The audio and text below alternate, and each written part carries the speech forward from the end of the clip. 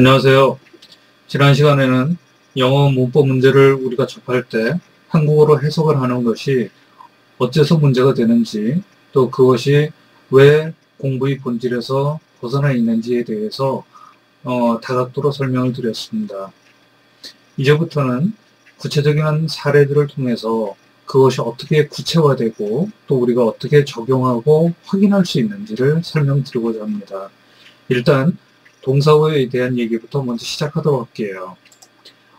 동사는 어떤 한 가지 요소가 제시되는 것이 아니라 여러 가지 요소들이 복합적으로 제시된다는 점에서 좀 복잡하게 생각하시는 경우가 많아요. 근데 제 판단으로는 이렇습니다. 문법 문제는 자기가 그 문법적인 지식이 부족해서, 즉 몰라서 틀리는 경우보다는 알고 있음에도 불구하고 시험이라는 그 특정한 상황에서 기억이 나지 않아서, 즉 미처 활용되지 못해서 틀리는 경우가 많다는 거죠. 이런 점에서 봤을 때 기억의 재생 순서, 즉 자기가 가지고 있는 지식을 어떻게 적용할 것인가, 그러기 위해서는 지식들 간에 어떤 그 병목 현상이 벌어지기 쉬워요. 그래서 간단하게 예를 들어보면 어떤 요소들에 대해서 암기를 했을 때 어떤 경우에는 순서가 뒤바뀌기도 하고, 어떤 경우에는 1, 2, 3, 4가 되기도 하고, 어떤 경우는 4, 3, 1, 2가 되기도 하고, 1, 3, 2, 4가 되기도 하고, 오락가락 한다는 것은 무엇을 내가 우선적으로 적용하고 어떤 순서에 맞춰서 내가 생각을 정리해 나갈 것인지 그 개념이 잡혀있지 않다는 얘기입니다. 그렇다면 활용하지 못하기 때문에 당연히 실생활에 써먹기는 어려워질 수밖에 없죠. 그렇다면 결과가 내가 어떤 문제를 틀렸다고 했을 때 그것이 전적으로 내가 모르는 것만은 아니라는 거죠. 왜 틀렸는지 그 이유를 정확하게 알고 정확하게 그 과정을 되짚어서 개선하는 것이 효과적이라고 생각합니다. 그래서 지식의 적용 순서라고 제목을 달아드렸는데요. 내가 무엇부터 내가 아는 것을 활용할 것인지 요거에 대한 얘기를 먼저 하고자 합니다. 자, 그렇다면 동사에 관해서 말씀드리면 지난 시간에 어떤 단어의 문법성은 어근이 아니라 어미를 통해서 구현이 된다는 얘기를 드렸어요. 동사의 경우에는 그것이 좀 복합적으로 나타납니다. 그래서 제목은 상당히 유치합니다. 죄송합니다.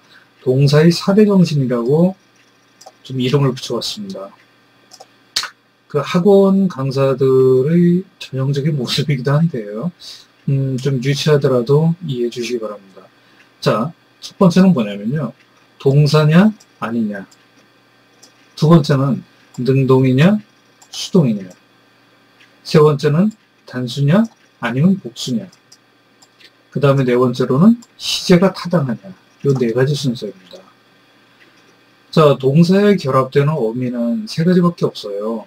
ing하고 ed하고 단수를 나타낸 s하고요. 그래서 동사 오른쪽에 연결되는 구조에 관한 질문이 아니라 동사 자체의 용법에 대한 설명은 이 네 가지를 벗어날 수가 없다는 것이죠. 그래서 문제를 푸는 요령으로 설명드리고자 하는 것이 아니라 우리가 동사를 활용할 때 동사라는 그 하나의 단어를 놓고 봤을 때는 어떤 형태의 어미를 결합시켜야지 내가 적절하고 문법적으로 타당한 문장을 쓸 수 있겠냐는 거죠. 물론 때로는 좀 틀리게 해도 알아들어줄 수는 있죠. 근데 어떤 연구 결과에 따르면 룸메이트를 구하는 기사에서 공고를 붙였을 때 문법적으로 틀리게 적은 사람과 문법적으로 정확하게 적은 문장을 쓴 사람하고 선택을 하라고 했을 때 문법적 맞춤법을 제대로 쓴 사람이 훨씬 더 선택되는 경우가 높았다는 거죠. 그래서 계속 드리는 얘기가 되겠지만 상대가 알아주기를 기대하지 말고 내가 정확하게 쓰고 보자는 거죠. 자, 그래서 이 순서는 꼭 지켜주시기 바랍니다. 대신 분명히 말씀드릴게요. 단수, 복수나 시제가 능동, 수동보다 가치가 떨어진다는 얘기는 아닙니다. 이건 다분히 전략적인 선택이에요. 무슨 말씀이냐면 단수, 복수와 시제는 동사일 때만 적용되는 문법적인 개념입니다. 반면에 동사이건 아니면 동사가 아니고 구체적으로 이제 준동사, 부정사, 동명사, 분사와 같은 준동사의 경우이건 실제 동사의 경우이건 능동과 수동은 동일하게 적용되는 거죠.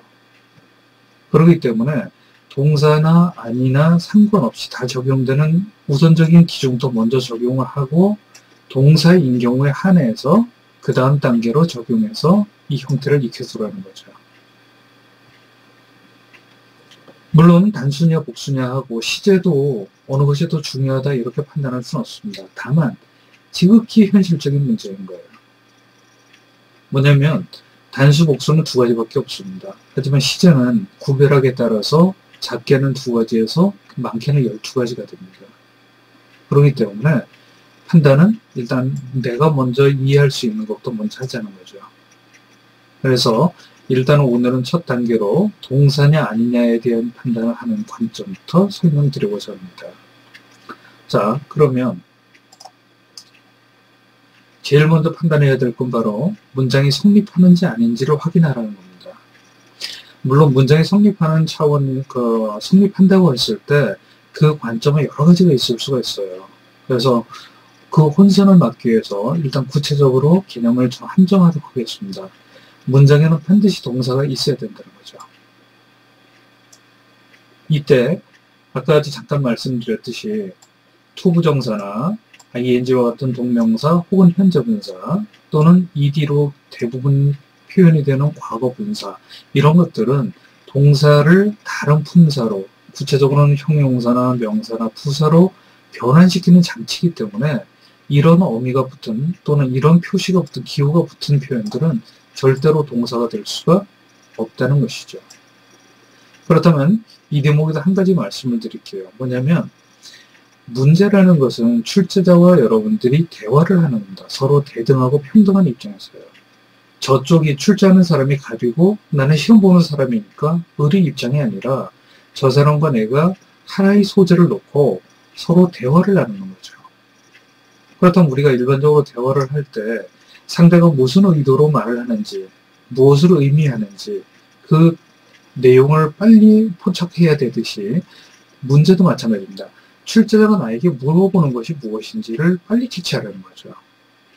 그래서 문법 공부를 열심히 하고 문법책을 열심히 봤지만 실제로 문제를 접했을 때 그것이 곧바로 활용되지 않는 이유 중에 하나는 활용하는 방식으로 평소에 훈련을 하지 않았다는 거죠. 즉 입력하는 방법만 많이 했을 뿐이지 상대의 의도를 어떻게 이해할 것인가에 대한 구체적인 방법을 우리가 훈련을 하지 않았다는 거예요. 지식이 부족한 것이 아니라 방향성에 조금의 수정을 가하자는 겁니다. 전적으로 틀렸다는 얘기는 아니에요. 자, 그렇다면 거꾸로 말씀드리면 이렇게 해보죠.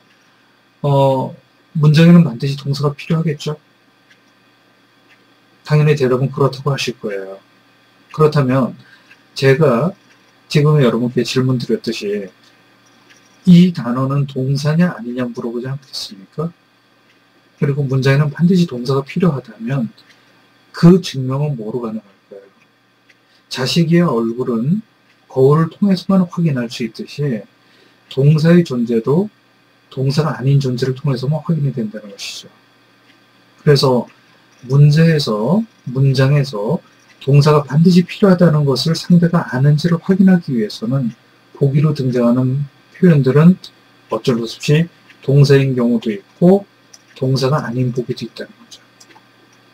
그래서 보기를 읽어내는 힘을 기르시라는 얘기는 첫 번째로 동사가 있는 보기도 있고 아닌 보기도 있더라.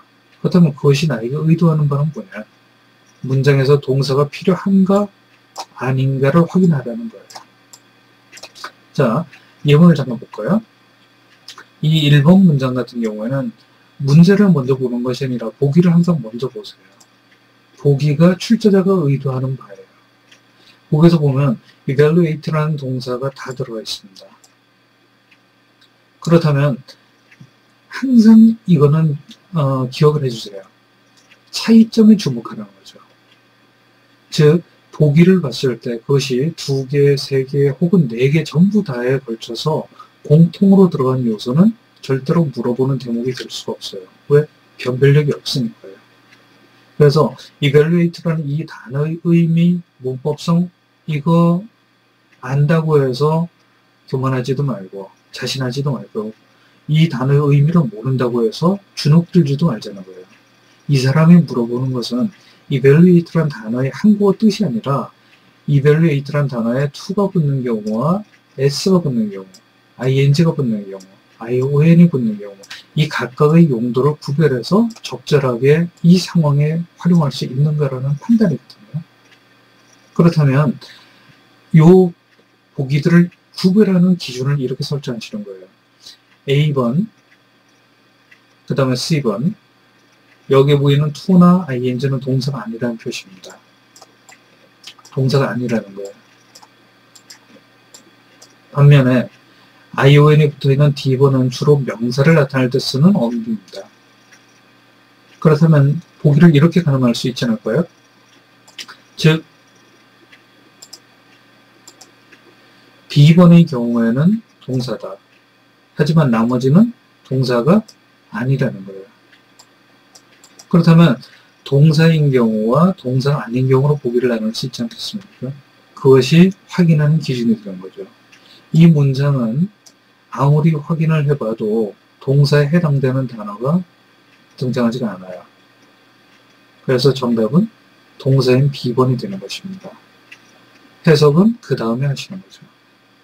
그 다음에 두 번째, 이 동사를 물어보는 과정에서 항상 같이 엮어서 물어보는 것이 뭐냐면 접속사의 역할이에요. 접속사는 동사를 연결하는 역할을 합니다. 따라서 동사를 연결하는 장치가 되는 접속사는 동사와 동사를 연결하기 때문에 당연히 접속사는 하나가 되는 거죠.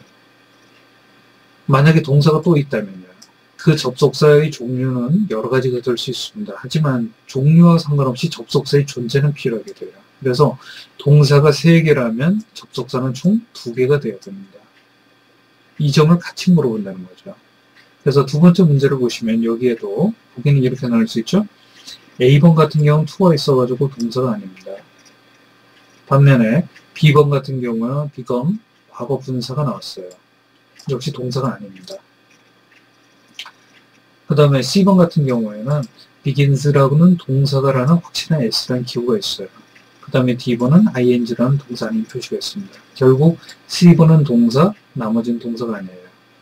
그런데 이 문제에 보시면 일단 눈에 들어오는 것이 뭐냐면 which라는 관계대명사입니다.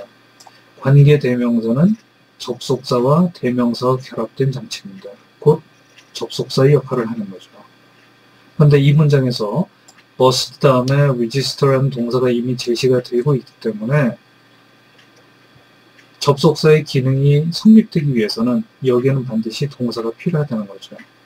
그래서 정답은 C번이 올라가는 형태가 됩니다. 자, 오늘은 일단 문장을 구성하는 가장 기본적인 요소, 동사와 접속사의 관계에 대한 얘기를 간단하게 드렸습니다. 다음번에는 이것을 다루는 문제들을 좀 더 구체적으로 여러 문제를 보여드리면서 어떻게 내가 좀 더 간단하게 활용할 수 있는가를 보여드리도록 하겠습니다. 자, 오늘은 여기까지 하겠습니다.